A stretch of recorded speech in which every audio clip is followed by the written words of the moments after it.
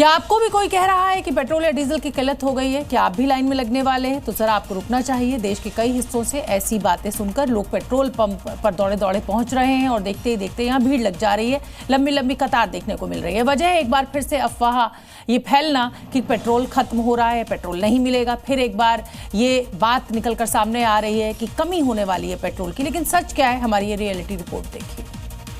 जंग middle east में हो रही है, लेकिन अफरा तफरी भारत में मची है। इस अफरा तफरी का नाम है पेट्रोल वाली अफवाह।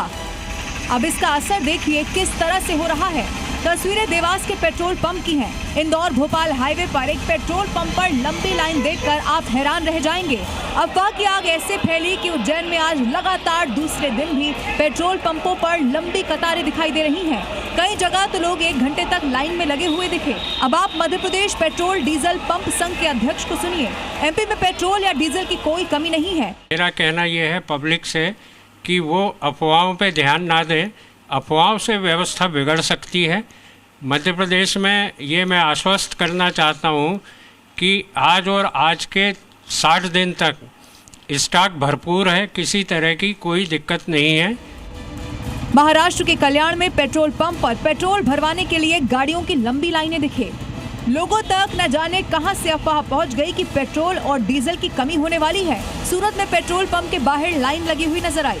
सिद्धार्थनगर में पेट्रोल के लिए मारपीट हो रही है। हैदराबाद में भी अफवाह से लाइनें लगी हैं। महाराष्ट्र में भी पेट्रोल पंप के बाहर यही हाल है। एक तरफ बार बार सरकार साफ कर चुकी है कि ना तो गैस की कोई कमी है और ना ही पेट्रोल की। बाकायदा पीएम मोदी संसद में भी ये बात कह चुके हैं। लेकिन अफवाह का असर ये है कि देश के बहुत से हिस्सों में मारामारी जारी है, क्योंकि अफवाह फैली है कि आने वाले वक्त में पेट्रोल डीजल की कमी होने वाली है।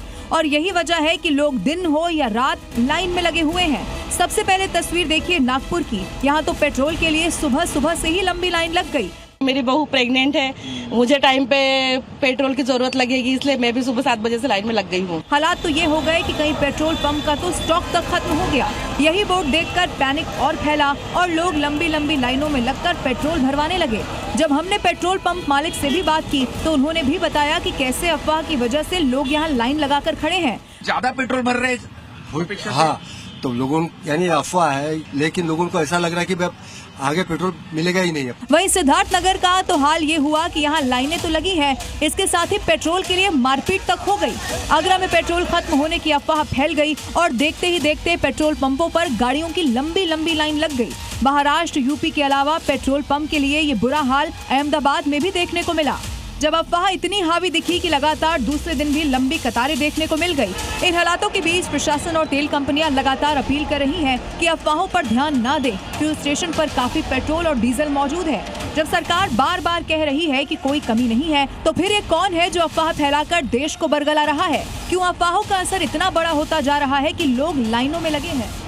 ब्यूरो रिपोर्ट, जी मीडिया।